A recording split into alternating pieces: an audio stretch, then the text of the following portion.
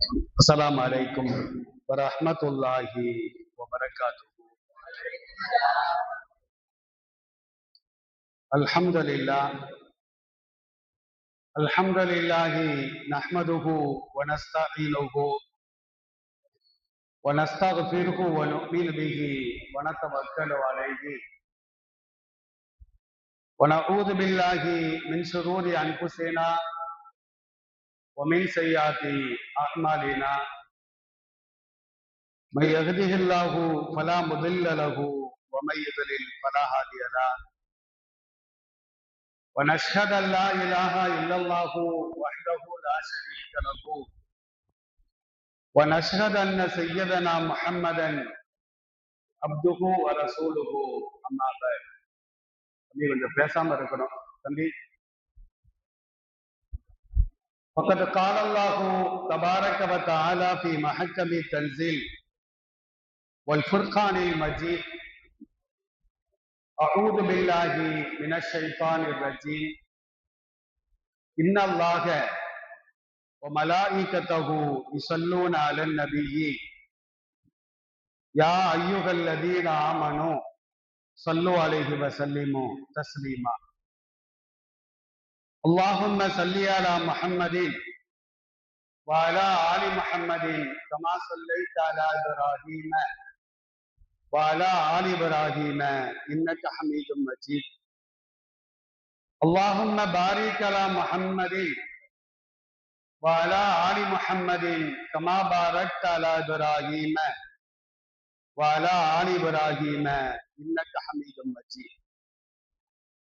கண்ணியத்திற்குரிய எல்லாம் அல்ல அல்லாஹ்வின் நல்லடியார்களே, பாசத்திற்குரிய இஸ்லாமிய பெரியோர்களே, தாய்மார்களே, மிகுந்த மரியாதைக்குரிய இஸ்லாமிய மார்க்க அறிஞர் பெருமக்களே, இறையில்ல நிர்வாக பெருமக்களே, ஆங்காங்கே அமர்ந்து செவிமடுத்துக் கொண்டிருக்கின்ற சகோதர சமுதாயத்தை சார்ந்த அருமையான சகோதர சகோதரிகளே, அல்லாஹ்வுடைய மாபெரும் கிருபையினால் அகில உலக மக்களுக்கும் நேர்வழி காட்டுவதற்காக ஏக இறைவனால் இறுதி தூதராக அனுப்பி வைக்கப்பட்ட நபிகள் நாயகம் ஸல்லல்லாஹு அலைஹி வஸல்லம் அவர்கள் பிறந்த சங்கையான ஒரு மாதத்தில் நபிகள் நாயகம் ஸல்லல்லாஹு அலைஹி வஸல்லம் அவர்களை இஸ்லாமியர்களுக்கும் சகோதர சமுதாயத்தவர்களுக்கும் ஞாபகம் ஊட்டுகின்ற நல்ல நோக்கத்திலே இது போன்ற விழாக்களை தொடர்ந்து நாம் நடத்தி வருகின்றோம். அல்லாஹ் ரப்புல் ஆலமீன் இது போன்ற விழாக்கள் மூலமாக பேசுகின்ற எனக்கும் கேட்கின்ற உங்களுக்கும் முழுமையான ஹிதாயத்தை வழங்கி முஸ்லிம்களாக முஃமின்களாக வாழச் செய்து மரணிக்கின்ற தர்வாயில் இஸ்லாத்தின் அடிப்படையிலேயே மரணிக்கக்கூடிய பாக்கியத்தை எல்லாம் வல்ல இறைவன் நம் அனைவருக்கும் தந்தல் புரிவானாக. ஆமீன்.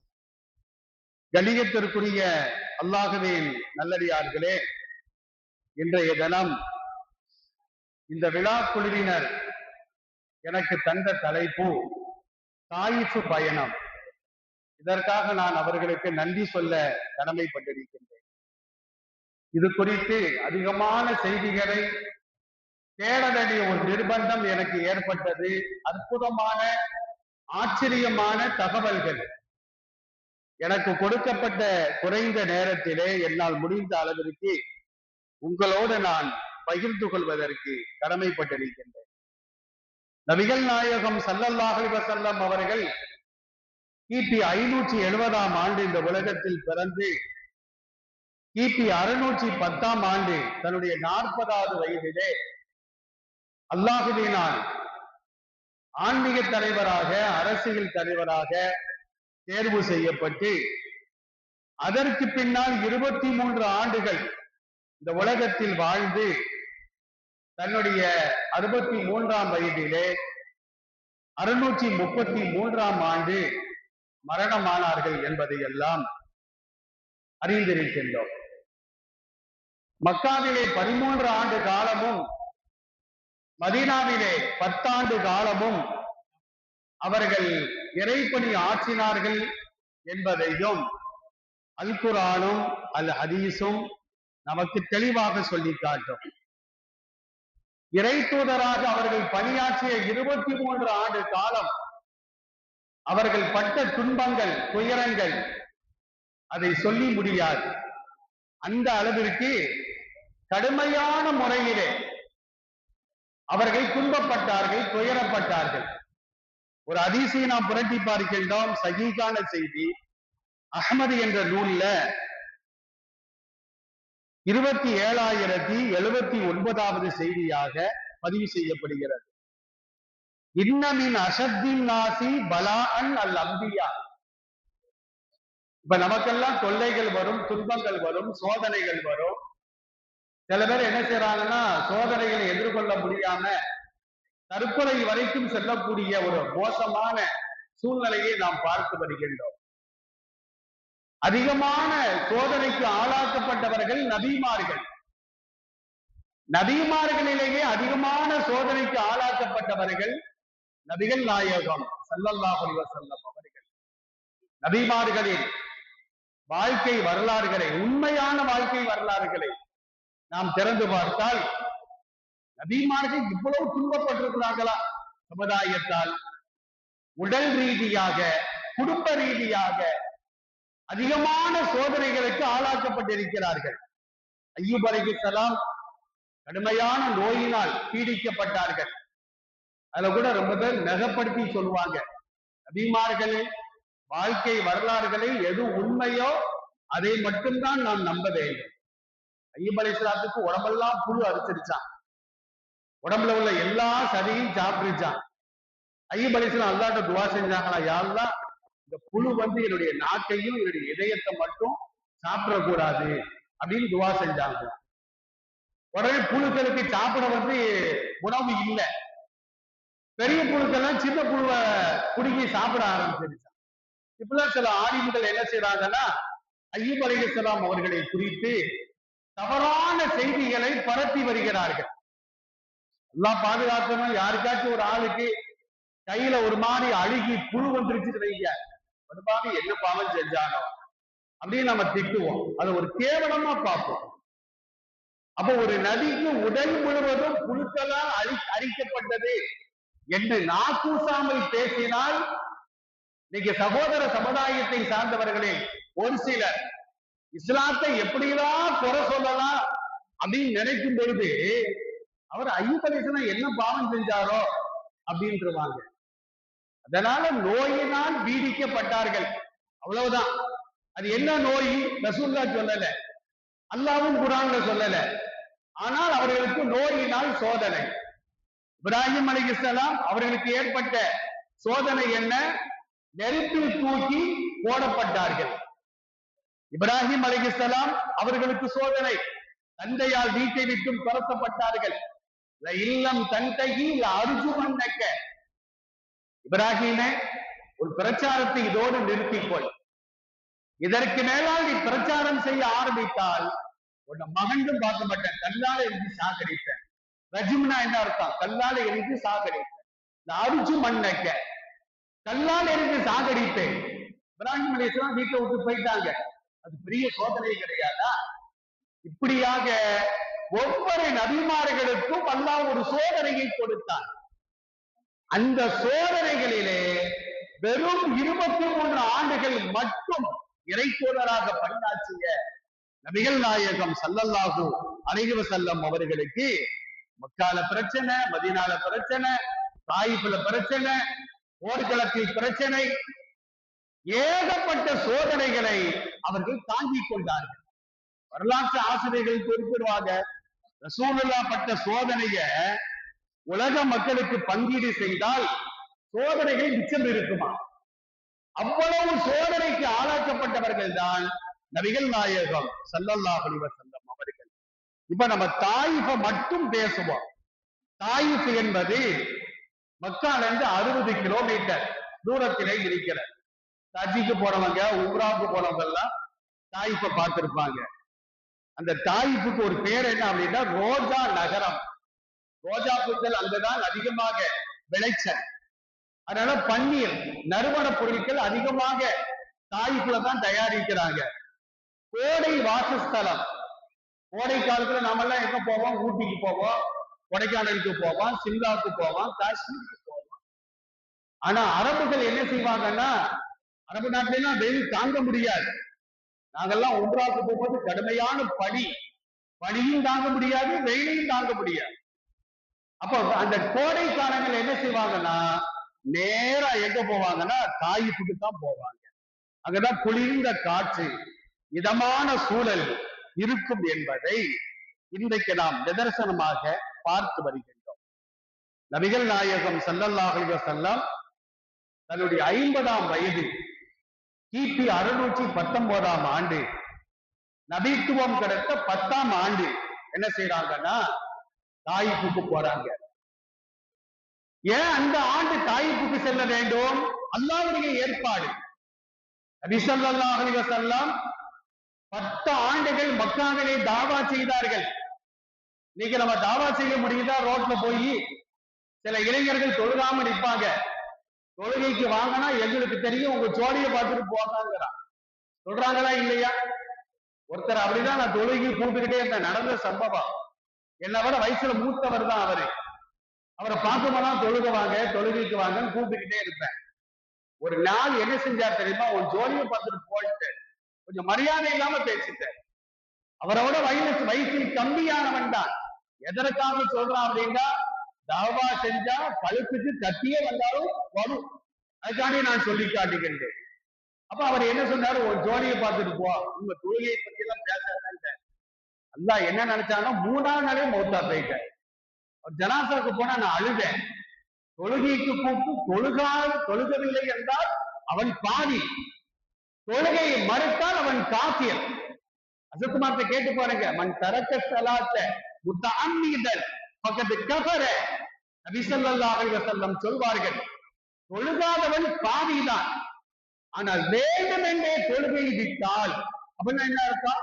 தொழுகைக்கு கூப்பிட்டு நான் வரமாட்டேன், தொழுக மாட்டேன் அப்படின்னு சொன்னா அப்படின்னா அவன் காஃபிர், ஃபகத் கஃபர, அவன் காஃபிராகி விட்டான் என்பதாக பெருமானார் ஸல்லல்லாஹு அலைஹி வஸல்லம் சொல்லி காட்டுவார். அப்ப 10 ஆண்டுகள் தாவா செய்கின்ற பொழுது அவர்களுக்கு உறுதுணையாக இருந்தவர்கள் 2 பேர் தான். ஒன்று யார் தெரியுமா? ரசூலுல்லாஹ்வுடைய பெரிய தந்தை அபூ தாலிப் அவர்கள். இரண்டாவது ஆறுதல் சொல்வதற்கு ரசூலுல்லாஹ்வுடைய மனைவி கதீஜா ரலியல்லாஹு அன்ஹா. 2 பேர் தான் ரசூலுல்லாஹ்வுக்கு ஆதரவாக இருப்பார்கள். ஒருத்தர் மூமினா, ஒருத்தர் ஈமான் கொண்டவர் கதீஜா. அபூ தாலிப் இஸ்லாத்துக்கு வரவே இல்லை. எவ்வளவோ ரசூலுல்லாஹ் தாவா செய்யறாங்க, இஸ்லாத்திற்கு வாங்க, இஸ்லாத்துக்கு வாங்க. கடைசி வரைக்கும் மௌத்து நிலையில கூட கலீமாவை சொல்லாம தான் அவர் என்ன செய்வார்? மௌத்தாக போவார். நபிகள் நாயகம் ஸல்லல்லாஹு அலைஹி வஸல்லம் 619ஆம் ஆண்டுதான் அந்த தாயிப்பை நோக்கி அவர்கள் செல்கிறார்கள். இப்போ அபூ தாலிப் அவர்கள் என்ன செய்யறாங்கன்னா, படுக்கையில படுத்தாச்சு, சக்கராத்துல் மௌத்ல இருக்கிறாங்க. நபி ஸல்லல்லாஹு அலைஹி வஸல்லம் ரசூலுல்லாஹ் என்ன செய்யறாங்கன்னா, அபூ தாலிபை சந்திப்பதற்காக செல்கிறார்கள். அங்க போய் பார்த்தா அபூ தாலிப் படுத்து கிடக்குறாங்க. பக்கத்துல அபூ ஜஹல் இருக்கிறான், அப்துல்லாஹ் இப்னு உபை இருக்கிறான். ரசூலுல்லாஹ் சொல்றாங்க, யா அம்ம குல் லா இலாஹ இல்லல்லாஹ் கலிமத்தன், ஒரு வார்த்தை நீங்கள் சொல்லுங்கள், லா இலாஹ இல்லல்லாஹ் என்று ஒரு வார்த்தை சொல்லுங்கள். நபி ஸல்லல்லாஹு அலைஹி வஸல்லம் ஒரு ஹதீஸிலே சொல்வார்கள், அபூ ஸஈத் குத்ரி ரலியல்லாஹு அன்ஹு அறிவிக்கக்கூடிய செய்தி முஸ்லிம்ல, அபூதாவுதுல சஹீஹான செய்தியாக பதிவு செய்யப்படுகிறது. லக்கீனு மௌதாக்கும் லா இலாஹ இல்லல்லாஹ், உங்களை இறக்கும் தருவாயில் உள்ளவருக்கு நீங்கள் லா இலாஹ இல்லல்லாஹ் என்பதை ஞாபகமூட்டுங்கள். ஒரு ஆள் இறக்க இருக்கிறார், உயிர் போகல, அவர் தலையில உட்கார்ந்துடக்கூடாது, தலைமாட்டில் உட்கார்ந்துக்கிட்டு லா இலாஹ இல்லல்லாஹ் லா இலாஹ இல்லல்லாஹ் இந்த கலிமாவை நாம் சொல்லிக்கொண்டே இருக்க வேண்டும். அவர் காதுல விழுந்து அவர் கலிமாவை சொல்லி மரணமாகிவிட்டால் தஹலல் ஜன்னா, எங்க போயிடுவாரு, சுவர்க்கம் சென்று விடுவார் என்று நபி ஸல்லல்லாஹு அலைஹி வஸல்லம் சொல்கிறார். இது எப்ப கலிமாவை ஞாபகம் ஊட்டணும், அவர் இறக்கும் தருவாயில் இருக்கின்ற நேரத்துல ஊட்டணும்.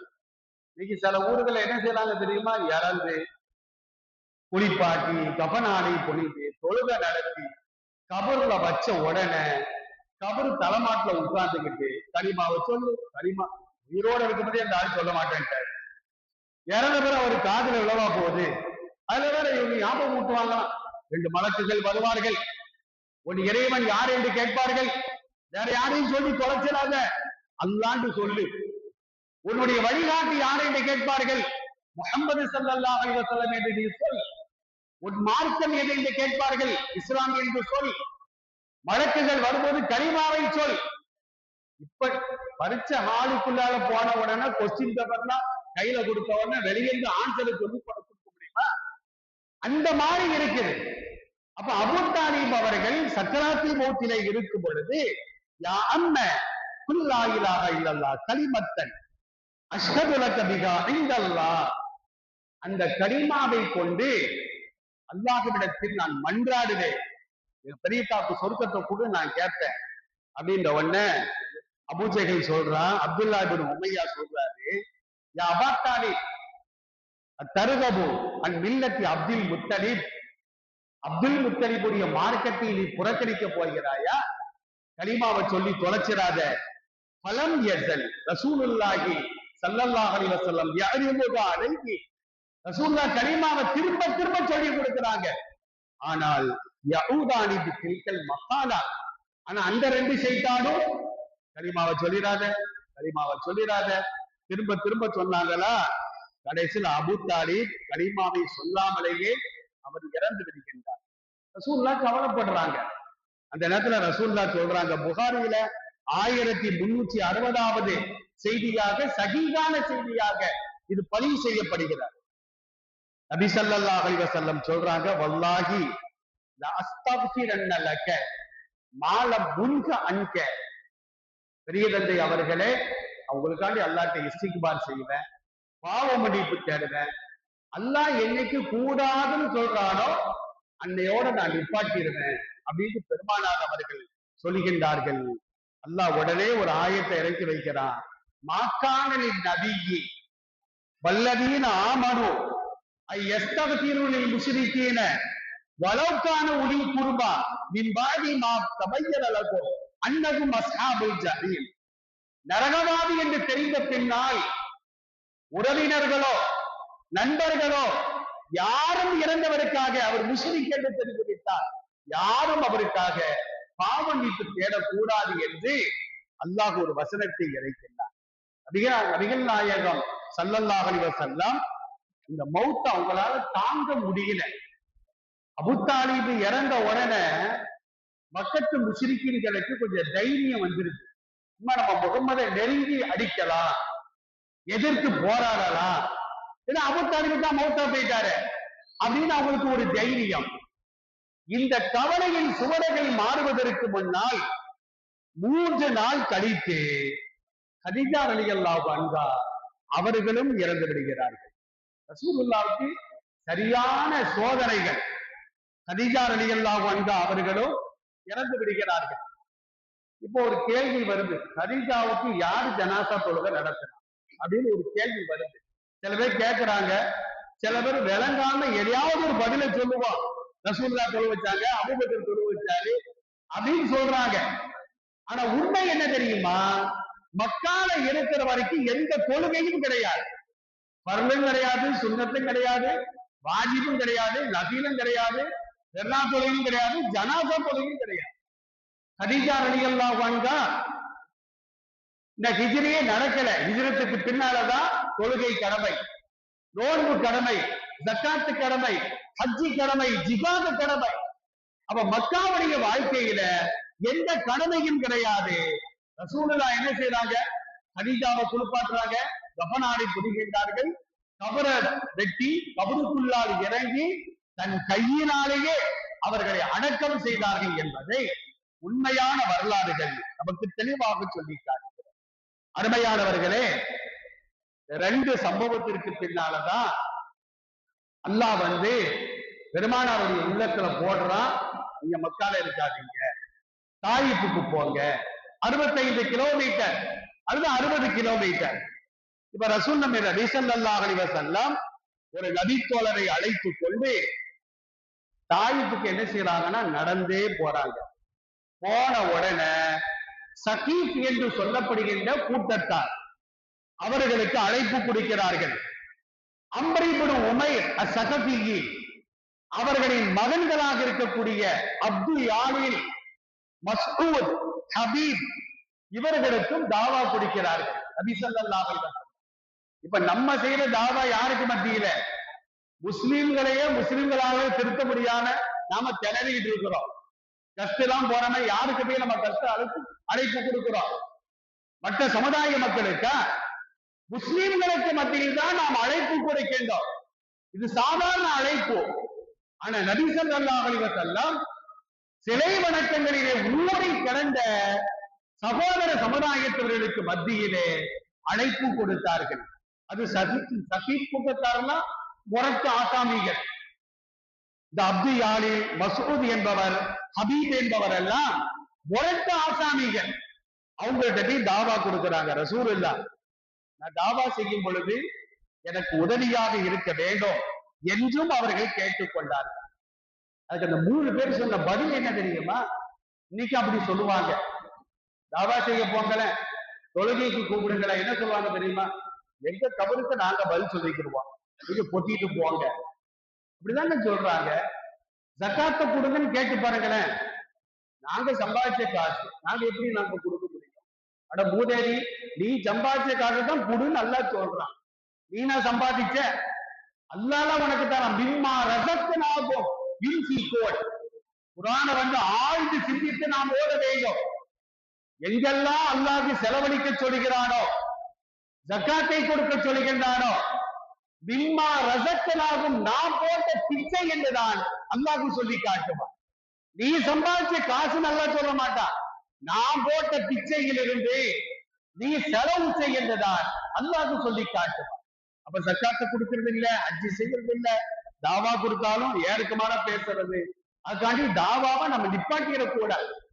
அல்லாஹ் ரப்பல் ஆலமீன் அல் குர்ஆன்ல ஒரு வசனத்திலே சொல்லி காட்டுவான், யூத்தி ஹிக்மத்த மையஷா வமை யூத்தல் ஹிக்மத்த ஃபகத் ஊத்திய கைரன் கஸீரா. இதுக்கு என்ன அர்த்தம்? அல்லாஹ் யாருக்கு நாடுகின்றானோ அவர்களுக்கு ஹிக்மத்தை கொடுப்பார். ஹிக்மத்தை கொடுக்கப்பட்டவர் எல்லா வகையான நன்மைகளையும் கொடுக்கப்பட்டவர். அப்படியே நம்ம அர்த்தம் வைக்கிறோம்.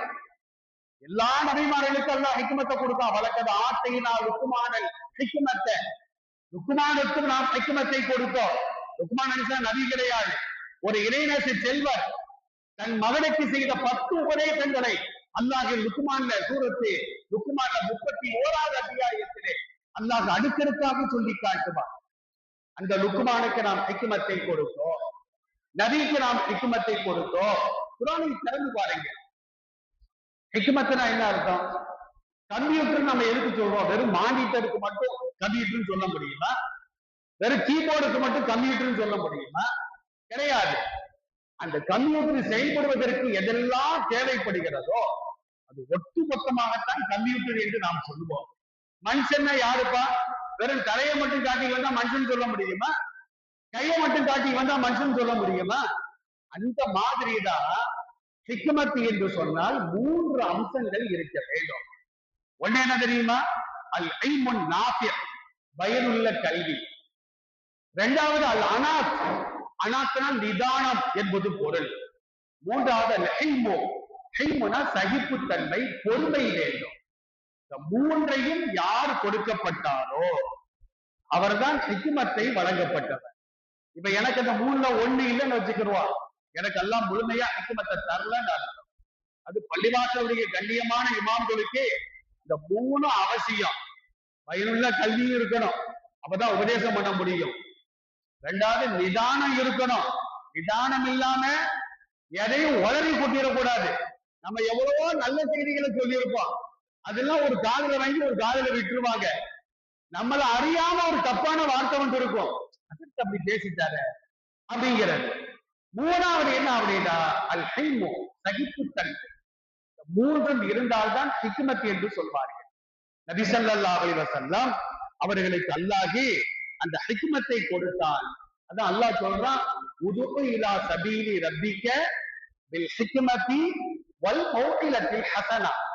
மௌஇலத்தில் ஹஸனா என்பதற்கு அல் குர்ஆன், குர்ஆனை கொண்டு அழைப்பு கொடுங்கள், பயனுள்ள கல்வியை கொண்டு அழைப்பு கொடுங்கள், நிதானமாக அழைப்பு கொடுங்கள், சகிப்புத்தன்மையோடு அழைப்பு கொடுங்கள். நீங்கள் அழைப்பு கொடுக்கும் பொழுது உங்களுக்கு எதிர்க்கணையாக பல வகையான வார்த்தைகள் வரும். நீங்க அந்தாலும் அவங்களுக்கு பதில் சொல்லிக்கிட்டு தான் இருக்கக்கூடாது. உங்களை போங்க சொல்றாங்களா, பேசாம வந்துடணும். அல்லாஹ் இன்னமா அலைனல் பலாகுல் முபீன், பகிரங்கமாக எடுத்து வைப்பதுதான் நம்முடைய பொறுப்பு. ஹிதாயத்தை கொடுப்பதும் கொடுக்காமல் இருப்பதும் அது அல்லாஹ்வை சார்ந்தது. நபி ஸல்லல்லாஹு அலைஹி வஸல்லம் எப்படிப்பட்ட மனிதர்களை எல்லாம் இஸ்லாத்தின் பக்கம் அழைத்தார்கள். அல்லாஹ் அவர்களுக்கு ஹிதாயத்தை கொடுத்தார். ஆனா அபூ தாலிப் இருக்கிறார, ரொம்ப மென்மையான நபர். யாரையும் எதிர்த்து பேச மாட்டாரு, கோபப்பட மாட்டாரு, சகிப்புத்தன்மையோடு இருப்பார். ரசூலுல்லாஹ் சொல்லி அவருக்கு அல்லாஹ் நாடலையே. அல்லாஹ் யாருக்கு நாடுகின்றானோ உமர் ரலியல்லாஹு அன்ஹு பெருமானாருடைய தலையை வெட்டுவதற்காக 100 ஒட்டகைகளுக்கு ஆசைப்பட்டு திரிந்தவர் தான் செய்தனா உமர் ரலியல்லாஹு அன்ஹு. அவர்களுக்கு இதாயத்தை கொடுத்த இறைவன் ரொம்ப அமைதியான ஆளு. ரசூலுல்லாஹ்க்கு திருமணம் செய்து வைத்தார். ரசூலுல்லாஹ்க்கு பக்க பலமாக திகழ்ந்தார். எல்லா வகையான உதவிகளையும் செய்தார். அந்த அபூ தாலிபுக்கு அல்லாஹ் என்ன செய்யல, இதாயத்தை நாடல. இருந்து என்ன தெரியுது, நான் சொல்லிக்கிட்டே இருக்கேன், அவன் தொழ வர மாட்டானா அப்படின்னு நம்ம கோபப்படுவது கூடாது. சொல்வதுதான் நம்முடைய கடமை என்பதை இந்த சம்பவங்கள் சொல்லி காட்டுகிறது. இந்த 3 பேர்ல ஒருத்தன் சொல்றான், வகுத எம்புருத்து சியாபல் கஅபத்தி இன்கானல்லாஹு அர்ஸலக. ரசூலுல்லாஹ் வந்து தாவா கொடுக்குறாங்கன்னா, ரசூலுல்லாஹ் வந்திருக்கிறப்பா இஸ்லாத்திற்கு வாங்க, சிலைகளை வணங்காதீங்க. செய்தனா உமர் ரலியல்லாஹு அன்ஹு இஸ்லாத்திற்கு முன்னால என்ன செய்வாங்க அப்படின்னா, பேரிச்சம்பழம் இருக்குல்ல, பேரிச்சம்பழத்துல வந்து ஒரு சிலையை செஞ்சு வச்சிருப்பாங்களாம். உமர் ரலியல்லாஹு அன்ஹுவை சொல்லி காட்டுறாங்க.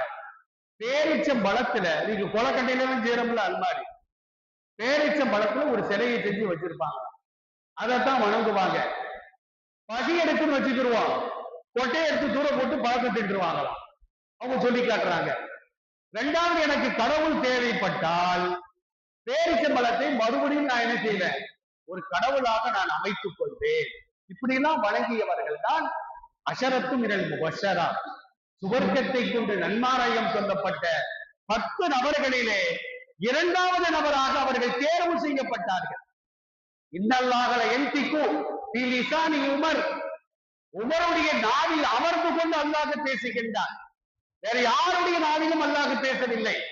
உமர் ரலியல்லாஹு அன்ஹு இது குறித்து ஒரு ஆயத்து இறங்கினால் நன்றாக இருக்குதே என்று சொல்வார்கள். உடனே ஜிப்ரீல் அலைஹிஸ்ஸலாம் ஒரு ஆயத்தை கொண்டு வருவாங்க. மது இருக்குத 3 கட்டமாக அல்லாஹ் ஹராமாக்கினார். முதல் கட்டத்தில் அதுல நன்மை இருக்கு, தீமையும் இருக்கு. அந்த ஆயத்து குர்ஆன்ல இருக்கு. அதை வச்சுட்டு தண்ணி அடிக்க கூடாது, போ, அதெல்லாம் மன்சூக், சட்டம் மாற்றப்பட்டிருக்க. அப்ப முதல் கட்டத்துல என்ன வந்துச்சு, அதுல நன்மை இருக்கு, தீமை இருக்கு.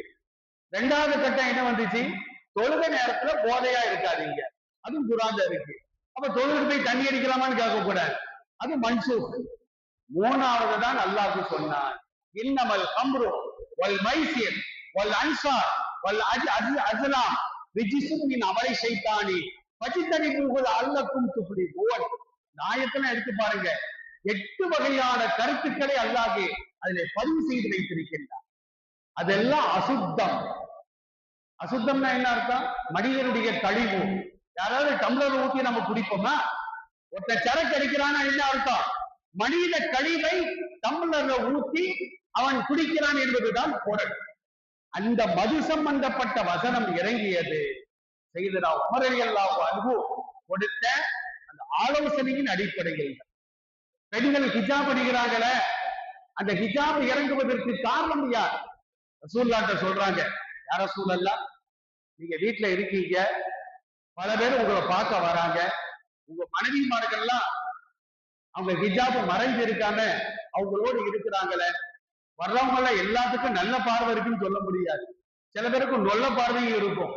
அது பெண்கள்லாம் கொஞ்சம் ஓரமா ஹிஜாபுக்கு பின்னால இருந்தா நல்லா இருக்குமே அப்படின்னு சொல்றாங்க. ஹிஜாபு சம்பந்தமாக ஆயத்து இறங்குகிறது. இப்படி ஒரு 10-15 வசனங்கள் உமர் ரலியல்லாஹு அன்ஹு சொன்ன அந்த ஆலோசனையின் அடிப்படையிலே இறங்குகின்றது. இப்ப இந்த 3 பேர்ல ஒருத்தர் சொல்றாரு, முகம்மதே, அல்லாஹ் உன்னை நபியாக அனுப்பியது உண்மையாக இருக்குமானால் நான் இப்பவே மக்காவுக்கு போறேன், போய் கலிமாவா சொல்லுவேன், கலிமாலாம் சொல்ல மாட்டேன், காபாவுடைய திரையை சுக்குநூறாக நான் கிழித்து போடுவேன். அவன் சொல்கின்றான், காபாவுடைய திரையை, அல்லாஹுடைய இல்லத்தில் போடப்பட்ட அந்த திரையை நான் சுக்குநூறாக கிழித்து விடுவேன் என்று சொல்கின்றான். அவரு தம்பி, அண்ணனுக்கு தம்பி இறைச்சமும் கிடையாது இல்ல. அவன் என்ன சொல்றான் அப்படின்னா, அம்மா வஜதல்லாஹு அகதன் கைரக்க, உன்னை தவிர வேறு யாருமே அல்லாவுக்கு கிடைக்கலையா, உடையதான் நபியாக அனுப்பணுமா, ஏளனமாக பேசுகின்றான். மூன்றாவன் சொல்லுகின்றான், வல்லாஹிலா உக்கல்லிமக்க அபதன், முகம்மதே உன்னை நான் பேசவே மாட்டேன், நீ நபியாக இருப்பது உண்மையானால் நான் எதிர்த்து பேசுறேன்னு வச்சுக்கா, ஒரு நபியை எதிர்த்து பேசிய குற்றத்திற்கு நான் ஆளாக்கப்படுவேன். நீ நபியா இல்லைன்னு வச்சுக்க, உன்கிட்ட பேசி என் நேரத்தை வேஸ்டாக்க நான் நினைக்கல, வீட்டை விட்டு வெளியே போ அப்படின்னு அந்த மூவரும் துரத்திய பின்னால் நபிகள் நாயகம் ஸல்லல்லாஹு அலைஹி வஸல்லம் ரொம்ப கவலை தோய்ந்து சொன்னார்கள், இதா ஃபஅல்தும் மா ஃபஅல்தும் ஃபக்துமு அன்னி, இதுதான் உங்கள் முடிவாக இருந்தால் இந்த சம்பாஷணையை வெளியே சொல்லாதீங்க, அது எனக்கு கேவலம் அல்ல, உங்களுக்கு தான் அது கேவலம். ரசூலுல்லாஹ் அப்பவும் பாருங்க, அடுத்தவனுடைய மானம் மரியாதையை பாதுகாக்க வேண்டும் என்பதிலே கண்ணும் கருத்துமாக இருந்தவர்கள் தான் நபிகள் பெருமானார் ஸல்லல்லாஹு அலைஹி வஸல்லம் அவர்கள். அருமையானவர்களே, 10 நாள் தங்கி இருக்கிறாங்க. மறுத்தும், மற்றவர்கள் மறுத்தும் கூட 10 நாள் தாவா செய்யறாங்க. அந்த நேரத்துல தாய்ப்பு வாசல் என்ன செஞ்சாங்க தெரியுமா, சிறுவர்களையும் பைத்தியங்களையும் ஏறி ரசூல்லா மேல கள்ளத்துக்கு எரிஞ்ச, ரசூல்லாவுடைய குதிங்கால்ல கள்ளத்துக்கு எரிஞ்சான் ஒருத்தன். குதிங்கால் நரம்பு போயிட்டு தான் நடக்கவே முடியாது. ரசூல்லாவுடைய குதிங்கால் நரம்பில் பட்டு அவங்க தோழினால் செய்யப்பட்ட செருப்பு போட்டிருந்தாங்க. அந்த செருப்பெல்லாம் இரத்தமாக ஆகி நடக்க முடியாமல் அவர்கள் கஷ்டப்பட்டார்கள் என்பதை ஜெயிது கூட ஹாரிசா அவர்தான் கூட போறார், அவர் சொல்லி காட்டுகின்றார். நபிகள் பெருமானார் ஸல்லல்லாஹு அலைஹி வஸல்லம் என்ன செய்யறாங்கன்னா, ஒரு 3 மைல் தூரம், ஒரு பெரிய சம்பவம், ஆயக்கூடிய சம்பவம் இருக்கிற ஒரு பெரிய சம்பவம், அல்லாஹ் பல படிப்பினைகளை ஆலிம்களுக்கும் தாயிகளுக்கும் அதிலே வைத்திருக்கின்றார். 3 மைல் தூரம் ரபியா என்பவருடைய தோட்டம், திராட்சை தோட்டம், அவருடைய மகன் பேரு உத்பா ஷைபா. அந்த தோட்டத்துக்கு போறாங்க, அந்த நிழல்ல போய் அமர்றாங்க. அங்கிருந்து என்ன செய்யறாங்கன்னா, ரசூல்லா ஒரு பெரிய துவா செய்யறாங்க. அருமையானவர்களே, ஒன்றை ஞாபகத்தில் வைத்துக் கொள்ள வேண்டும், சில பேருடைய துவாவை அல்லாஹ் மறுக்கவே மாட்டார். பெற்றோர்கள் பிள்ளைகளுக்காக செய்யக்கூடிய துவா, நல்ல பயணத்தில் செல்லக்கூடியவரின் துவா, ஹஜ்ஜிக்கு போறாரு, உம்ராவுக்கு போறாரு, சம்பாத்தியம் செய்வதற்காக செல்கிறார், இவருடைய துவா அல்லாஹ் மறுக்க மாட்டார். மூணாவது என்ன அப்படின்னா, அநீதம் செய்யப்பட்டவனின் துவா, அநியாயக்காரனுடைய துவா இல்ல. நம்ம ரோட்ல போயிட்டு இருக்கிறோம், ஒருத்தர் நம்மளை அடிக்கிறான், நாசமா போயிருல அப்படிங்கிறோம், நம்ம துவா கபூல் ஆகும். அண்ணன் தம்பிக்கோ, தம்பி அண்ணனுக்கோ, அண்டை வீட்டாருக்கோ யாருக்கும் நாம் அநீதம் செய்வது கூடாது. நமக்கு எதிராக அல்லாஹ்விடத்தில் கையேந்தினால் வலவ் காஃபிரன், ரசூலுல்லாஹ் சொல்றாங்க, அல்லாஹ்வை கடவுளாக ஏற்றுக்கொள்ளாதவன் அநீதம் செய்யப்பட்டாலும் கூட அவனுடைய பிரார்த்தனைகளையும் அல்லாஹ் ஏற்றுக்கொள்கின்றான். சஹீஹான ஹதீஸ்கள்ல பதிவு செய்யப்படுகிறது. தாய் குலத்தை ரசூலுல்லாஹ் அநியாயமா பண்ணாங்க, அநியாயம் செய்யப்பட்டார்கள். அவங்க சொன்னது என்ன, இஸ்லாத்துக்கு வாங்க, அஸ்லீம் தஸ்லீம், நீங்கள் இஸ்லாத்தை ஏற்றுக்கொண்டால் இம்மையிலும் நிம்மதியாக வாழலாம், முடிவில்லாத வாழ்க்கை, மறுமையிலும் உங்களுக்கு நிம்மதியான வாழ்க்கை. இதுக்குதான் ரசூலுல்லாஹ் அழைச்சாங்க. இன்னைக்கு நம்மளே சில பேருக்கு வாங்க சொல்றது எருவ மாட்டில மழை பெஞ்ச மாதிரி இருக்குது, அங்கங்க நிக்கிறாங்களே தவிர அழகாக அழைக்கின்றார், ஐயால சொலா ஐயாலல் பலா, வெற்றியின் பக்கம் வாருங்கள், கடையில வெற்றி இல்ல, வீட்டுல வெற்றி இல்ல, தொழுகையில் தான் வெற்றி கிடைக்கிறது. அழைக்கின்றார்களா இல்லையா? எத்தனை பேர் நம்ம அழைப்பிற்கு பதில் கொடுக்கின்றோம்? தாய்மார்கள் வீட்டுல எத்தனை பேர் தொழுகிறாங்க? ஒரு காலத்துல வீடுகளை என்ன செய்வாங்கன்னா, வாங்கி சொல்ற சத்தம் கட்ட ரேடியோவை ஆஃப் ஆக்கிடுவாங்க. அப்புறமா டிவி வந்துச்சு, டிவி ஆஃப் ஆக்கிடுவாங்க. அப்புறமா ஒரு கட்டம் வந்துச்சு, டிவில என்ன செய்வாங்கன்னா சவுண்ட குறைச்சி வச்சு காட்சியை மட்டும் பார்ப்பாங்க. அப்புறம் இப்போ அதான் அவரு சொல்லட்டும், அவர் 5 நேரத்துக்கு சொல்லத்தான் செய்வாரு. நம்ம ஒயாம ஆபாய்க்கு போட முடியுமா?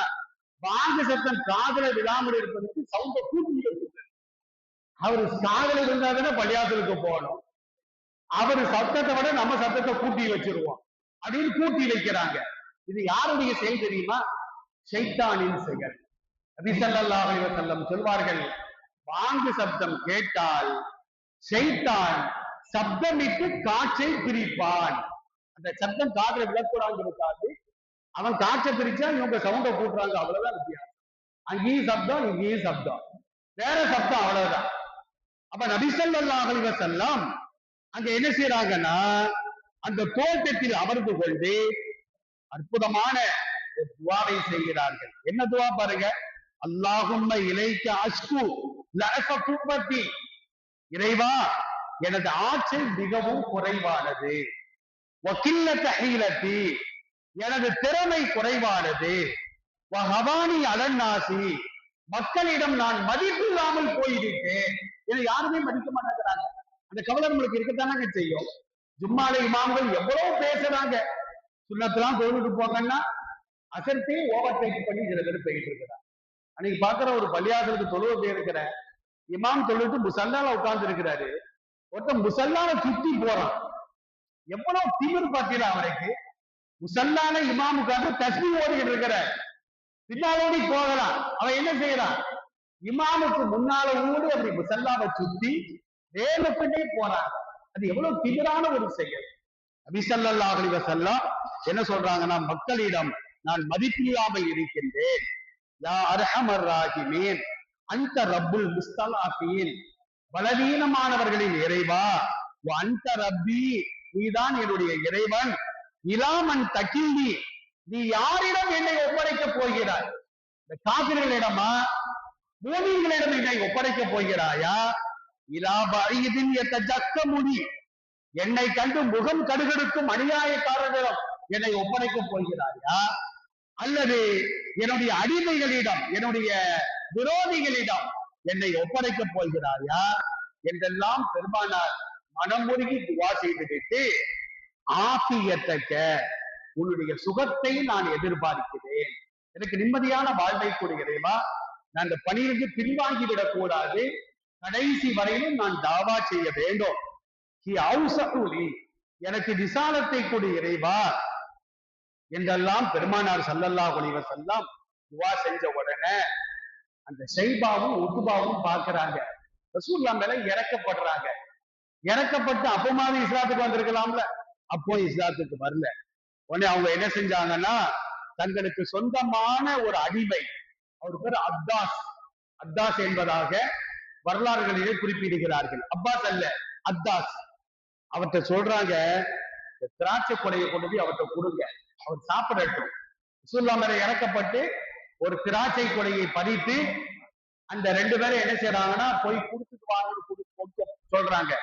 இவர் போய் கொடுக்கிறார். வந்த உடனே நபி ஸல்லல்லாஹு அலைஹி வஸல்லம் கையை நீட்டி, ஒரு எதிரி கொடுத்தாலும் அதை வாங்கி சாப்பிடலாம், இறைச்சி கொடுத்தா தான் சாப்பிடக்கூடாது. அவன் பிஸ்மில்லா சொல்லி அர்த்தானா இல்லையா நம்மளுக்கு தெரியாது.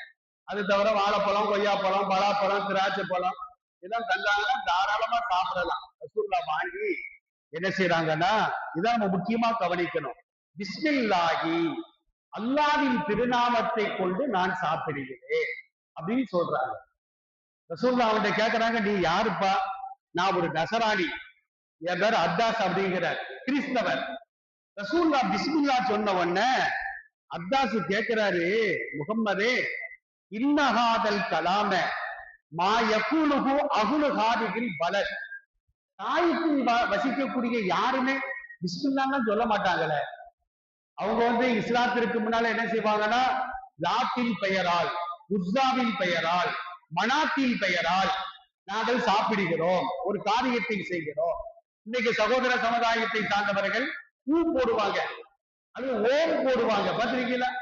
நாம 756 போட்டுட்டு இருக்கிறோம். இன்னும் பிஸ்மில்லா சொல்லிதான் ஒரு காரியத்தை ஆரம்பிக்க வேண்டும். நம்பர் எல்லாம் போட்டுட்டு இருக்க கூடாது. ரசூல்லா பிஸ்மில்லா சொன்ன உடனே அத்தாஸ் கேட்கிறாரு, பிஸ்மில்லாவா? இந்த ஊர்ல யாரும் அப்படி சொல்ல மாட்டாங்களே அப்படின்ற உடனே நபி ஸல்லல்லாஹு அலைஹி வஸல்லம் கேட்டார்கள், நீ எந்த ஊருக்கார? எனக்கு நைனுவா அப்படிங்கிற ஊர், நைனுவாங்கிற ஊர் அப்படிங்கிற. ரசூல்லா உடனே கேட்கிறாங்க, இந்த யூனுஸ் அலைஹிஸ்ஸலாம் உள்ள ஊரா அப்படின்னு கேட்கிறாங்க. உடனே அவன் கேட்கிறான், உனக்கு யூனுஸ் எப்படி தெரியும்? பிஸ்மில்லானா என்னன்னு கேட்டாரு. இப்ப யூனுஸ் அலைஹிஸ்ஸலாம் பேர்லாம் சொல்றீங்களே, எவ்வளவு ஊருக்காரர்கள் அவரை எப்படி உங்களுக்கு தெரியும் அப்படின்ற உடனே நபி ஸல்லல்லாஹு அலைஹி வஸல்லம் சொல்றாங்க, தாக்காசி, நாங்கெல்லாம் நபிமார்கள்ப்பா, நபிமார்கள் எல்லோருமே தாய்வழி சகோதரர்கள். அந்த அடிப்படையில் நானும் யூனுஸ் அலைஹிஸ்ஸலாமும் அண்ணன் தம்பி மாதிரி. அவர் எனக்கு முன்னால போயிட்டாரு, நான் கடைசியாக வந்திருக்கின்றேன். இவ்வளவு விவரங்களையும் நபி ஸல்லல்லாஹு அலைஹி வஸல்லம் எடுத்து சொன்ன உடனே அந்த அத்தாஸ் என்ன செய்யறாரு அப்படின்னா, ரசூலுல்லாஹ்வுடைய கால்ல விழுந்துட்டார். ரசூலுல்லாஹ் அதை விரும்ப மாட்டாங்க. கால்ல விழுறது, கையை முடிச்சு முத்தம் கொடுக்கறதெல்லாம் ரசூலுல்லாஹ் விரும்ப மாட்டாங்க. டக்குன்னு என்ன செஞ்சுட்டாருன்னா, ரசூலுல்லாஹ்வுடைய கையையும் காலையும் அவர் முத்தமிட்டதாக அந்த செய்தியிலே பதிவு செய்யப்படுகிறார். நபி ஸல்லல்லாஹு அலைஹி வஸல்லம் அவர்களும் அத்தாஸும் இந்த உரையாடல் செய்வதை பார்த்த ரபியா இருக்கிறாருல, ரபியா, அவருடைய 2 மகன்கள் ஒருத்தர் சொல்றாரு, உன் அடிமையை பாத்தியா? அவர்கிட்ட போய் சிக்கிக்கிட்டாரு. அந்த முகமது உன் அடிமையை கெடுத்துட்டாரு. இப்போ உன் அடிமை முகம்மதுக்கு அடிமையாகிவிட்டார். அவர் சொல்றதுதான் கேட்க ஆரம்பிச்சுட்டாரு அப்படின்னு 2 பேர்ல ஒருத்தர் சொல்றாரு. உத்தாஸ் வந்த உடனே அந்த 2 பேர்ல சைபா உத்துபால 2 பேரும் ஒருத்தர் சொல்றாங்க, வைஹத் மாகாதா, என்னப்பா உனக்கு நாசம் உண்டாகட்டும், அவர்கிட்ட போய் பேச்சுவார்த்தை நடத்திக்கிட்டு இருக்கிற, பழக்கொழத்தை கொடுத்துட்டு நீ வந்துட வேண்டியதானே. அவர்கிட்ட போய் நான் அத்தாசு நசராணி, நான் நைனுவா என்ற ஊரை சார்ந்தவன், இதையெல்லாம் நீ ஏன் சொல்லிட்டு இருக்கிற அப்படின்னு 2 பேரும் சத்தம் போடுறாங்க என்று அந்த சம்பவத்தின் மூலமாக நாம் எல்லாம் கேள்விப்படுகின்றோம். அருமையானவர்களே, நபிகள் பெருமானார் ஸல்லல்லாஹு அலைஹி வஸல்லம் இந்த உரையாடலுக்கு பின்னால மக்காவை நோக்கி அவர்கள் வந்து கொண்டே இருக்கிறார்கள். ஒரு 5 கிலோமீட்டர் வரையிலும் தாயிப்பை சார்ந்தவர்கள் பெருமானாரை பின்தொடர்ந்து வந்து ரசூலுல்லாஹ் மேல கல்லு தூக்கி எறிகிறதோ, அவங்க போற பாதையில முல்லை தூக்கி போடுவதோ, கண்ணாடிகளை தூக்கி போடுவதோ இப்படியுமாக இருக்கிறார்கள். பெருமானார் ஸல்லல்லாஹு அலைஹி வஸல்லம் கடுமையான வேதனைப்பட்டு மயக்கமே அடைஞ்சிருந்தாங்க. ஒரு மனிதனுக்கு எவ்வளவுதான் திடகாத்திரமான மனுஷனா இருந்தாலும் ஒரு மனுஷனால எவ்வளவு வேதனையை தாங்க முடியும் தெரியுமா? இப்ப சைக்கிளுக்கு ஏர் அடைக்க போறோம், பைக்குக்கு ஏர் அடைக்க போறோம்னா இத்தனை பவுண்டு நீங்க அடைங்கன்னு நம்ம சொல்றோம். கண்ணால பார்க்க முடியாத காற்றையே மனிதன் பவுண்டுல கொண்டு வந்துட்டான். இப்ப வேதனையை யாராவது வெளியே பார்க்க முடியுமா? உங்க வேதனை கொஞ்சம் எடுத்து தாங்கல அப்படின்னா எல்லாருமே மனைவி தலையில கட்டிட்டு இவங்க பாட்டுக்கு போயிடுவான். அந்த வேதனையெல்லாம் வெளியே பார்க்க முடியாது, சந்தோஷத்தையும் வெளியே பார்க்க. நிறங்களை பார்க்க முடியுமா? நிறங்களை கண்ணால் பார்க்க முடியுமா? நிறங்களை மட்டும். வெள்ளை எங்கப்பான்னு கேட்டா தொப்பியை காட்டுவாங்க. அது தொப்பியா வெள்ளையா? வெள்ளை தொப்பி, வெள்ளைய மட்டும் காட்டு. கருப்பை காட்டுனா முடியை காட்டுவாங்க. அது கருப்பா முடியா? உயிரை கண்ணால பார்க்கணும், உயிரை கொடுப்பா, உயிரை தனியா கொடுக்க முடியுமா? அந்த மாதிரி வேதனைகளை வெளிப்படுத்த முடியாது. ஒரு மனுஷன் எவ்வளவு வேதனையை தாங்குவான் அப்படின்னா 52 டாஸ் அப்படின்னு ஒரு அளவில் சொல்வார்கள். 52 டாஸ் தான் என்னாலும் உங்களாலும் வேதனையை தாங்க முடியும். 52 53 ஆயிட்டு அப்படின்னா 108க்கு தான் போன் பண்ணணும் அல்லது இன்னாலில்லாஹி அதை சொல்லணும் பள்ளிவாசல்ல. ஆனா ஒரு தாய் குழந்தையை பெற்றெடுக்கும் பொழுது 58 டாஸ் வேதனையை அவள் படிக்கின்றார். சாதாரண மனிதன் அடையக்கூடிய வேதனையை விட 6 டாஸ் அதிகம். 58 டாஸ். அதுதான் மரணத்தின் விளிம்பு வரையிலும் அவள் சென்று வருகிறார் என்று இஸ்லாம் சொல்லி காட்டுகிறது. அதாவது தாய்க்கு நீ மரியாதை கொடு, அதை நாம சொல்லி காட்டுகின்றோம். நபிகள் நாயகம் ஸல்லல்லாஹு அலைஹி வஸல்லம் அவர்கள் தாயிஃப் நகரத்திலே அழைப்பு கொடுக்கின்ற பொழுது அவர்கள் ரசூலுல்லாவை நம்பியிருந்தால் மதீனாவிற்கு கிடைத்த சிறப்பும் தாயிப்புக்கும் கிடைத்திருக்கும். ஆனா அந்த படுபாவிகள் ரசூலுல்லாவுடைய அழைப்பை ஏற்றுக்கொள்ளாம தங்களால் முடிந்த தொல்லைகளை கொடுத்து பெருமானாரை துரத்தி விட்டார்கள் என்பதைத்தான் சம்பவங்கள் நமக்கு தெளிவாக சொல்லி காட்டுகிறது. அருமையானவர்களே, புகாரியில் வரக்கூடிய ஒரு செய்தியை பாருங்க. ஆயிஷா ரலியல்லாஹு அன்ஹா அறிவிக்கக்கூடிய செய்தி 3231வது செய்தியாக பதிவு செய்யப்படுகிறது. ரசூலுல்லாஹ்ட்ட கேட்கிறாங்க, யா ரசூலல்லாஹ், உஹதுல நீங்க அதிகமாக தொல்லைக்கு ஆளாக்கப்பட்டீர்கள். உஹது யுத்தம் ஹிஜ்ரி 3ஆம் ஆண்டு அந்த யுத்தம் நடைபெறுகிறது. ரசூலுல்லாஹ் சில பேர்களை அவர் ரெடி பண்ணி தயார் செய்து கனவாயில நிப்பாட்டி வைக்கிறாங்க. வெற்றியோ தோல்வியோ நீங்க எல்லாருமே இங்கதான் நிக்கணும், நாங்க போய் போர் செய்யறோம், நான் உள்ள வாங்கினா தான் போர்க்களத்திற்குள்ளால நீங்க வரணும், இல்லைன்னா வருவது கூடாது. சரின்ட்டாங்க அந்த போர் வீரர்கள், அம்பு எறியக்கூடிய வீரர்கள். போர் நடக்க அல்லாஹ்க்கு மாபெரிய வெற்றியை கொடுத்தான். சஹாபாக்கள் எல்லாம் கனிமத்தை அள்ள ஆரம்பிச்சுட்டாங்க. எதிரிகள்லாம் துண்ட காணும் துணிய காணும்னு ஓடிக்கிட்டு இருக்கிறாங்க. உடனே இந்த கனவாய்க்கு மேல இந்த சஹாபாக்கள் அவங்களுக்கு மத்தியில கருத்து வேறுபாடு. அதான் வெற்றி அடைஞ்சிட்டுல உள்ள போகணும் அப்படிங்கிறாங்க. சில பேர் சொல்றாங்க அப்படிலாம் கிடையாது, ரசூலுல்லாஹ் என்ன சொன்னாங்க, வெற்றியோ தோல்வியோ நான் சொல்லாம இடத்தை காலி பண்ணக்கூடாதுன்னு ரசூலுல்லாஹ் சொன்னாங்கல்ல. அப்படின்ற உடனே யாரும் கேட்காம அந்த கூட்டத்தின் தலைவரை மட்டும் அம்போன்னு விட்டுட்டு மற்ற எல்லா சஹாபாக்களும் களத்துக்குள்ளால் சென்று விட்டார். எதிரிகள் பார்க்கிறான், கனவாய் காலியா இருக்குத அப்படின்னு சொல்லி என்ன செய்யறாங்கன்னா திரும்ப கனவாய் வழியாக உஹதுக்குள்ளால் நுழைந்து திருப்பி தாக்குதல் நடத்துகின்றார்கள். அந்த சஹாபாக்களால தாங்கிக் கொள்ள முடியல.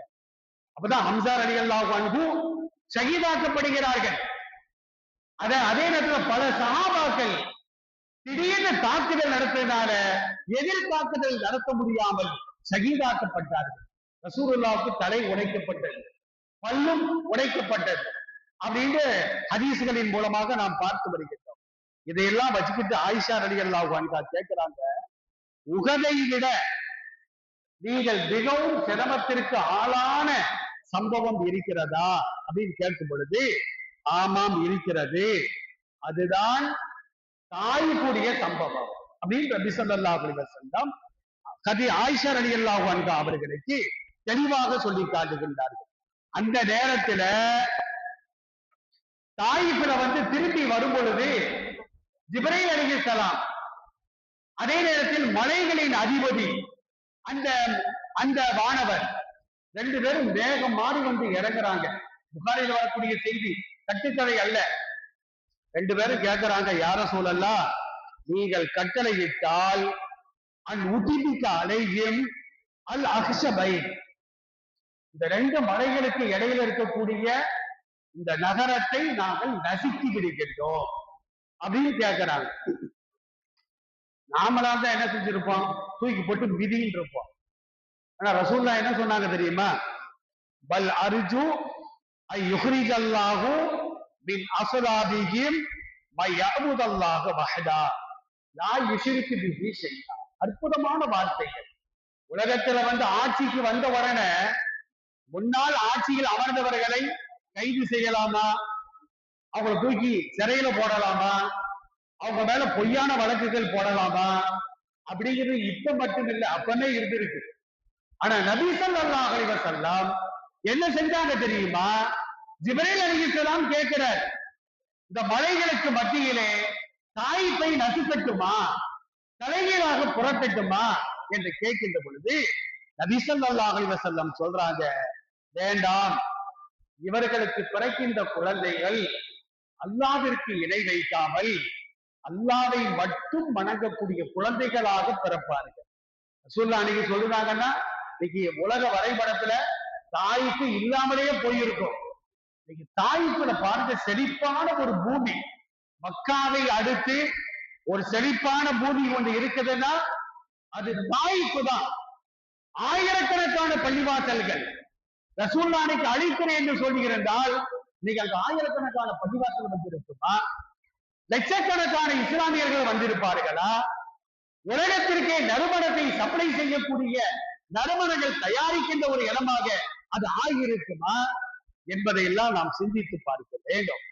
அருமையானவர்களே, நபிகள் பெருமானார் ஸல்லல்லாஹு அலைஹி வஸல்லம் அவர்களே பொறுமையை கூட இந்த சம்பவத்தின் மூலமாக நாம் தெளிவாக தெரிந்து கொள்ளலாம். ரசூலுல்லாஹ் இது மட்டுமா? மக்காவிலே மதீனாவிலே அவர்கள் தாவா செய்கின்ற பொழுது அவர்களை பார்த்து விபச்சாரிக்கு பிறந்த மகன் என்று சொன்னார்கள், நீ சூனியக்காரன் என்று சொன்னார்கள், நீ பாவி என்று சொன்னார்கள். அனைத்தையும் பெருமானார் பொறுத்துக் கொண்டு அவர்கள் தாவா செய்த காரணத்தினால் அல்லாஹ் சூரத்து முஸம்மில்ல ஒரு வசனத்திலே சொல்லி காட்டுவான், இன்னலக பின்னகாரி சபஹன் கபீரா. தாவா செய்வதற்கு ஏற்ற நேரம் இரவு கிடையாது, பகல்ல தான் தாவா செய்யணும். இரவு என்பது என்னது? வஜஅல்னல் லைல லிபாசன் வஜஅல்னன் நஹார மஆஷா. இரவை நாம் ஆடையாக ஆக்கினோம், பகலை வாழ்க்கைக்கு தேவையானவற்றை தேடக்கூடிய நேரமாக நாம் ஆக்கினோம். இன்னைக்கு சில பேர் ராத்திரிலாம் உட்கார்ந்து கடையை நடத்திக்கிட்டு இருக்கிறாங்க, பகல்ல கழுத மாதிரி தூங்கிட்டு இருக்கிறாங்க.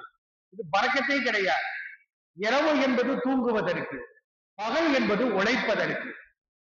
தாவா செய்வதாக இருந்தாலும் ராத்திரி 1 மணிக்கு கதவை தட்டி நீங்க ஃபஜ்ருக்கு வாங்கன்னு சொல்லக்கூடாது. அவன் ஏசிடுவான், கொலை கூட பண்ணிடுவான். பகல்ல தான் நம்ம தாவா செய்யணும். அல்லாஹ் என்ன சொல்றான்? நபியே, உமக்கு பகலில் நீளமான நீச்சல் இருக்கிறது. சமூகம்னா நீந்துதல், பகல்னா நீளம்.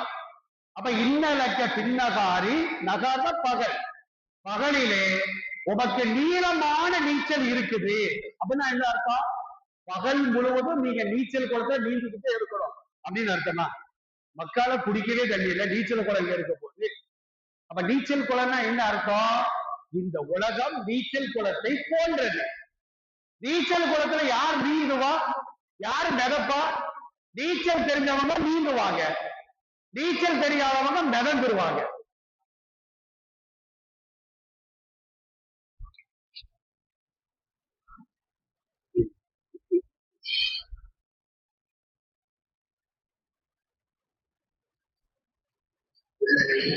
தயவுசெய்து பிற குடிச்சுக்கலாம். போன வருஷம் பிரியாணி குடிச்சு வாயெல்லாம் ஒட்டிக்கிட்டோம். டீல பிரியாணி. ஆமா,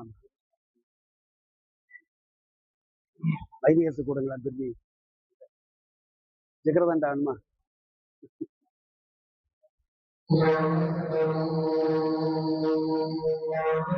நாளைக்கு யாரு?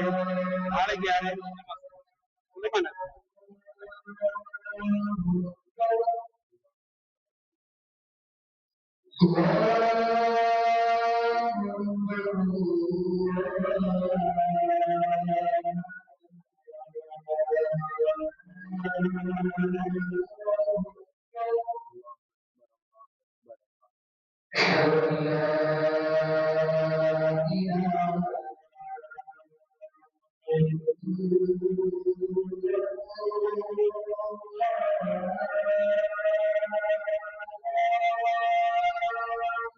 أشهد أن لا إله إلا الله.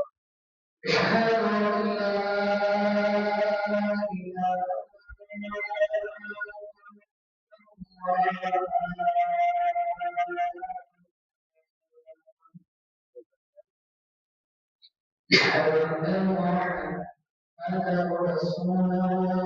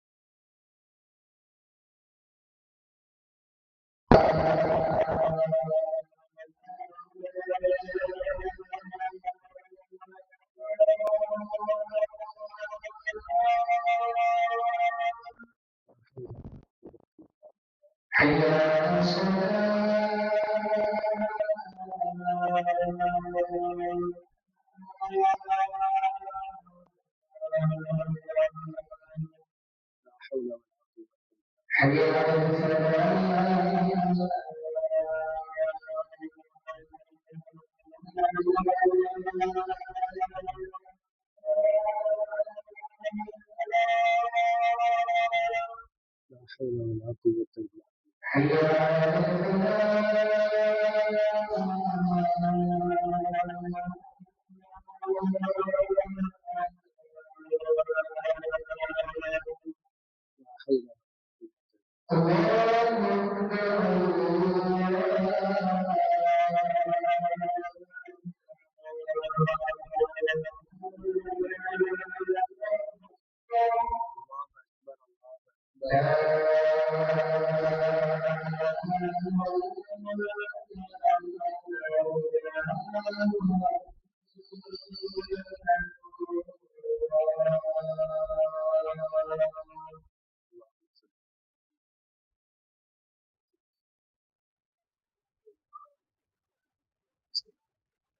அஞ்சுக்காமா ஒரு 5 நிமிஷமா 5 நிமிஷம் தான். சரி சரி.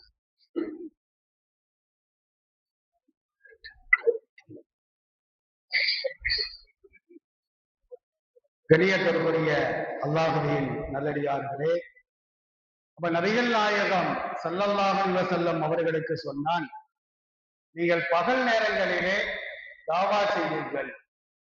இந்த உலகம் என்னும் நீச்சல் குளத்தில் வாழத் தெரியாமல் குர்ஆனுக்கும் சுன்னாவிற்கும் மாற்றமான குர்ஆனும் சுன்னாவும் தடை செய்த பல செயல்களையும் ஹராமான காரியங்களையும் அவர்கள் செய்து வருகிறார்கள்.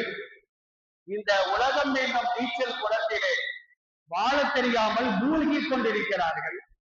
அவர்களை எல்லாம் நீங்கள் நீச்சல் அடித்து கரை சேர்த்து விடுங்கள் என்பதாக பெருமானார் ஸல்லல்லாஹு அலைஹி வஸல்லம் அவர்களுக்கு அல்லாஹ் சொல்லி காட்டுகின்றார்.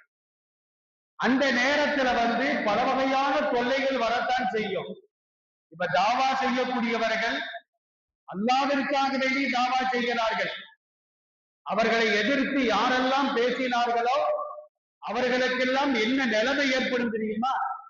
ரசூலுல்லாஹ்வை எதிர்த்து பேசியவர்களுக்கு என்ன நிலையோ அதே நிலைதான் இவர்களுக்கும் ஏற்படும். அல்லாஹ் ரப்பல் ஆலமீன் உலமாக்களை ஆலிம்களை எல்லாம் எப்படி ஆக்கி வச்சிருக்கிறான்? அல் உலமாவு வரசத்துல் அன்பியா ஸல்லல்லாஹு அலைஹி வஸல்லம் சொல்லி காட்டுவார்கள். மார்க்க அறிஞர்கள், குர்ஆன் ஹதீஸை கற்ற மார்க்க அறிஞர்கள் நபிமார்களுக்கு வாரிசுகள். எந்த விஷயத்துல வாரிசுகள் அப்படின்னா, நபிமார்கள் பட்ட துன்பங்களுக்கு வாரிசுகள், நபிமார்கள் பட்ட ஏச்சு பேச்சுகளுக்கு இவர்கள் வாரிசுகள். அதனால 4 பேர் நம்ம திட்டுறான், ஏசறான், அடிக்க வாரான் என்பதற்காக வேண்டி சத்தியத்தை நாம் ஒழிப்பது கூடாது, மறைப்பது கூடாது என்பதை பெருமானாருடைய வார்த்தைகள் நமக்கு தெளிவாக சொல்லி காட்டுகிறது. இன்னைக்கு சமூகத்திலே பார்க்கின்ற பொழுது இஸ்லாமிய இளைஞர்களாக இருக்கட்டும், சகோதர சமுதாயத்தை சார்ந்த இளைஞர்களாக இருக்கட்டும், 90% அவர்கள் போதைக்குத்தான் ஆளாகி இருக்கிறார்கள். இவன் தண்ணி அடிக்கிறதுக்கு எந்த இடத்தை பயன்படுத்துறான் தெரியுமா? கபூர்ஸ்தானை தான் பயன்படுத்துறான். அங்கதான் எல்லாருமே அமைதியா அடக்கமா இருக்கிறாங்க. விபச்சாரம் செய்வதற்கு அவன் பயன்படுத்துகின்ற இடம், எந்த இடத்திற்கு சென்றால் அல்லாஹ்வுடைய அச்சம் வர வேண்டுமோ, மறுமையின் அச்சம் வர வேண்டுமோ, அந்த இடத்துல போய் விபச்சாரம் பண்ணான், தண்ணி எரிக்கிறான். கேட்டா யாருமே தொல்லப்படுத்த மாட்டாங்க. அங்க போய் என்ன செய்யறாங்கன்னா இந்த பாவங்களை செய்யக்கூடிய ஒரு காரியத்தை பார்க்கின்றோம். சென்ற மாதம் கோயம்புத்தூர்ல 19 வயது இளைஞர், அவர் இன்ஜினியரிங் படிக்கக்கூடிய ஒரு இளைஞர், சக மாணவர்களால் 5 மாணவர்களால் அவர் கொலை செய்யப்படுகின்றார். அதுக்கு என்ன காரணம்? கல்லூரிக்குள்ளார கஞ்சா நடமாட்டம் அதிகம். அதை அவர் காட்டி கொடுத்ததுனால அவரை கொலை செய்தார்கள். நபிமார்கள் கொலை செய்யப்படலையா? இல்ல சொத்து பிரச்சனையா, வாய்க்கா சண்டையா? எல்லாமே தாவா செய்த காரணத்தினால்தான் அவர்கள் கொலை செய்யப்பட்டார்கள். அதே நேரத்தில் பாருங்க, சமீபத்துல கன்னியாகுமரியில ஒரு அரசு பள்ளிக்கூடம் மாணவிகள் டாஸ்மாக்ல சரக்கு வாங்கி பள்ளிக்கூட வளாகத்துல ஊற்றி குடிக்கிறார்கள். இன்னைக்கு இஸ்லாமிய இளைஞர்கள், சகோதர சமுதாயத்தை சார்ந்த இளைஞர்களுக்கு மத்தியில கஞ்சா நடமாட்டம் அதிகமாக காட்சி தருகிறது. இதையெல்லாம் தவறு என்று யாருக்கெல்லாம் தெரிகிறதோ அவர்களெல்லாம் எதிர்த்து போராட வேண்டும், தாவா செய்ய வேண்டும். தாவா செய்கின்ற பொழுது நமக்கு உகதகரமாக மாறலாம், பதில் யுத்தமாக மாறலாம், தாயிப்பு நகராக மாறலாம், எல்லாவற்றையும் தாங்கி கொண்டு நாம தாவா செய்து நம்மூலமாக ஒருவன் திருந்திவிட்டால் இந்த உலகத்தை விட தலை சிறந்த ஒரு காரியம் என்பதாக நபிகள் பெருமானார் ஸல்லல்லாஹு அலைஹி வஸல்லம் சொல்லி காட்டுகிறார்கள்.